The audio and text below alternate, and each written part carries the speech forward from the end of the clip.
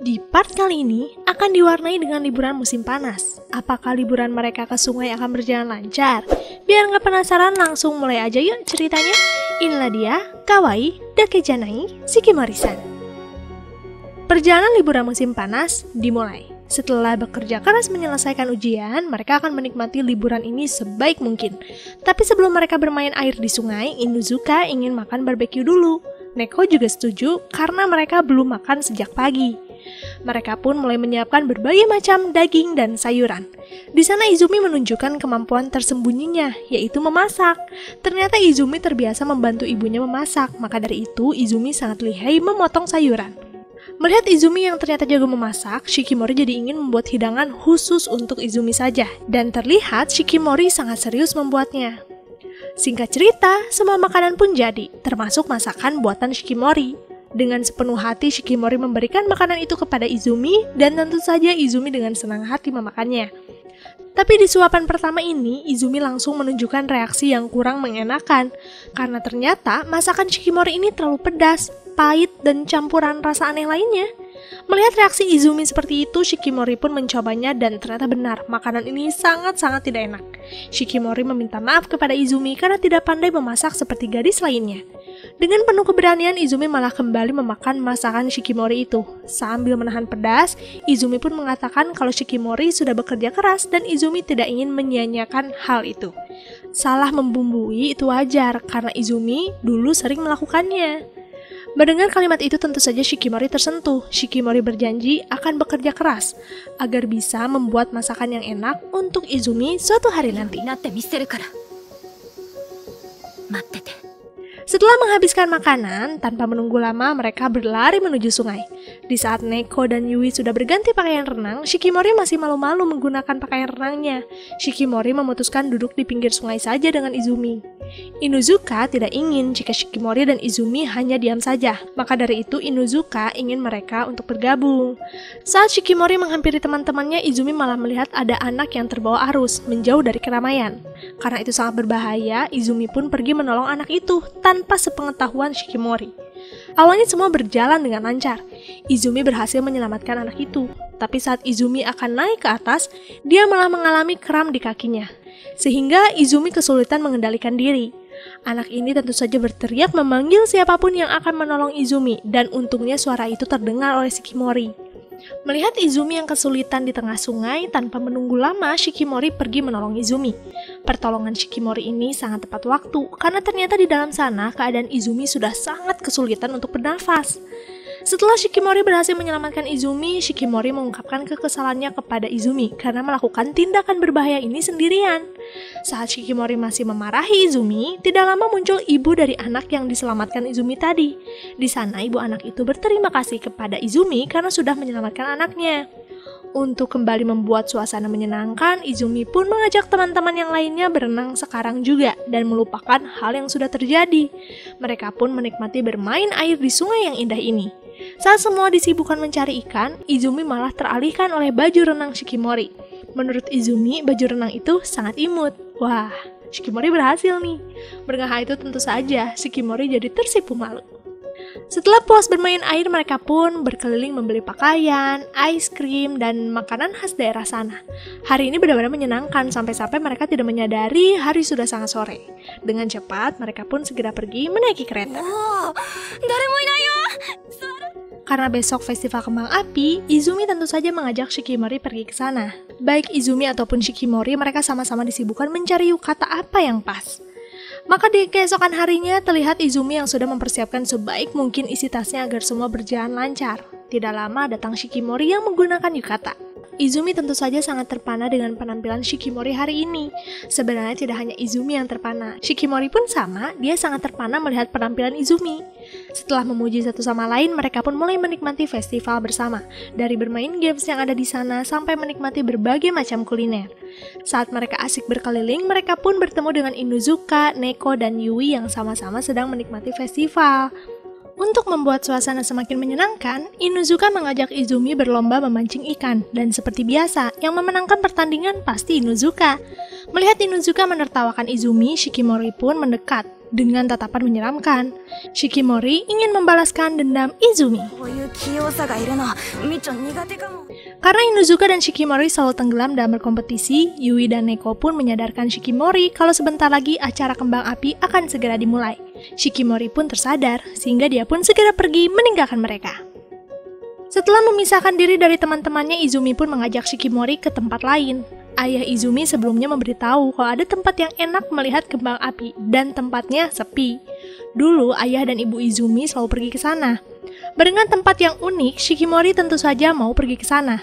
Tapi belum juga melangkah, sandal Shikimori putus. Mereka pun memutuskan istirahat di taman. Di sana Izumi merubah rencananya pergi ke tempat rahasia, karena melihat kaki Shikimori lecet. Sangat tidak memungkinkan jika Shikimori memaksakan berjalan ke sana. Shikimori sebenarnya sedih gagal pergi ke tempat itu, tapi mau bagaimana lagi? Shikimori harus menerimanya, dan memilih melihat kembang api di tempat biasa saja. Izumi pun menawarkan diri menggendong Shikimori, karena Izumi khawatir Shikimori kakinya semakin lecet. Awalnya Shikimori takut jika Izumi akan keberatan oleh berat badannya. Tapi setelah Izumi mengatakan bahwa dia sangat ingin memanjakan Shikimori, Shikimori pun akhirnya mau digendong oleh Izumi. Dengan perlahan-lahan, Izumi menyusuri jalan yang ternyata tujuannya bukan kembali ke festival, tapi ke tempat rahasia yang sudah dijanjikan sebelumnya. Shikimori memohon kepada Izumi untuk jangan memaksakan diri, karena itu pasti akan sangat melelahkan. Tapi sepertinya Izumi sangat ingin membahagiakan Shikimori hari ini. Padahal jalan menuju sana tidak mudah loh. Selain jauh, tempat tujuannya ada di dataran tinggi. Jadi mau tidak mau, Izumi harus sekuat tenaga menaiki anak tangga yang banyak ini. Melihat tekad Izumi untuk membahagiakan Shikimori, tentu saja Shikimori jadi terharu. Dia pun ikut menyemangati Izumi untuk bisa sampai ke atas sana. Singkat cerita, mereka pun sampai di puncak dan di sana ada bangku yang tepat menghadap ke pemandangan kota. Benar saja, ini tempat yang sangat tepat melihat kembang api. Tidak ada siapapun dan kembang api terlihat dengan sangat jelas. Selama menikmati kembang api bersama, Shikimori meminta maaf karena sudah merepotkan Izumi.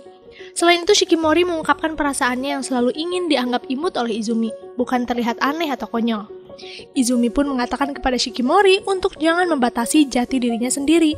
Lagi pula Izumi sudah melihat sisi konyol dan garangnya Shikimori kan? Jadi, jangan malu menunjukkan itu semua. Selain itu, Izumi juga menambahkan kalau sikap Shikimori sama seperti Izumi 1 tahun yang lalu, ketika Izumi menyembunyikan keinginannya mengajak Shikimori ke festival kembang api. Shikimori pun mendorong Izumi sambil mengatakan kalau di hari itu sebenarnya Shikimori menunggu telepon dari Izumi. Tapi jika dipikir-pikir lagi, Shikimori tidak kesal dengan kejadian itu. Shikimori sekarang bersyukur karena di tahun ini mereka berhasil menikmati kembang api bersama, bahkan di tempat seindah ini. Setelah menikmati kembang api, kini Izumi harus berjuang untuk pulang, dan sepertinya kaki Izumi sudah tidak kuat lagi. Dia hampir terpeleset. Tapi untungnya ayah Izumi datang tepat waktu, mencegah Izumi terjatuh. Izumi dan Shikimori tentu saja bingung mereka dari mana. Ternyata selama Izumi dan Shikimori menikmati kembang api, di belakang mereka ada ibu dan ayah Izumi juga yang sama-sama sedang menikmati kembang api. Tapi mereka memutuskan tidak mengganggu Izumi dan Shikimori. Izumi dan Shikimori tentu saja jadi malu karena takut orang tua Izumi mendengar percakapan mereka tadi. Selesai liburan musim panas, para murid SMA langsung disuguhkan acara festival budaya. Mereka semua disibukkan dengan tugas mereka masing-masing. Di tahun ini, kelas Izumi akan membuat Animal Cafe. Hari pertama festival budaya, kelas Izumi terlihat sangat lucu karena semua murid menggunakan kostum binatang dan seperti biasa penampilan Shikimori hari ini sangat imut. Sepanjang pembukaan kafe, terlihat pengunjung berdatangan dan cukup membuat kelas ini sangat sibuk. Bahkan wajah Shikimori dan Izumi sepulang sekolah sudah tidak karuan, karena mereka benar-benar kewalahan dengan pengunjung hari ini. Padahal ini baru hari pertama loh, mereka masih harus bekerja keras di keesokan harinya. Singkat cerita, Izumi mendapat jadwal menjaga perpustakaan, dan saat masuk ke dalam perpustakaan, ternyata partner Izumi kali ini Kamiya. Izumi tentu saja senang karena partnernya Kamiya bukan orang yang tidak dikenalnya. Di sini kita mendapat gambaran awal bagaimana Izumi dan Kamiya bisa kenal. Jadi, tahun lalu Izumi dan Kamiya sempat mendapat jadwal menjaga perpustakaan, persis seperti hari ini. Dan pada hari itu, Kamiya menghidupkan suasana dengan mengajak ngobrol Izumi. Selain itu, kelas mereka saat kelas 1 bersebelahan sehingga sering bertemu. Berkat Kamiya lah, Izumi jadi tidak gugup setiap mendapat jadwal jaga perpustakaan. Di tengah kesibukan, mereka pun merapikan buku. Kamiya tiba-tiba penasaran tentang awal mula Izumi dan Shikimori berpacaran. Tentu saja, Izumi terkejut dan menolak untuk menceritakannya. Dengan wajah garang, Kamiya pun memaksa Izumi untuk mengatakannya. Mau tidak mau, Izumi pun harus menceritakannya. Jadi di festival budaya ini, selain mengadakan acara per kelas, sekolah memberikan nomor-nomor acak kepada seluruh siswa dan siapapun yang memiliki nomor sama, maka akan mendapat kesempatan berfoto bersama. 1 tahun yang lalu, Izumi dan Shikimori mendapat nomor yang sama, dan dari sanalah mereka jadi dekat, karena dari sesi itu mereka diharuskan menikmati arena festival dan berfoto bersama.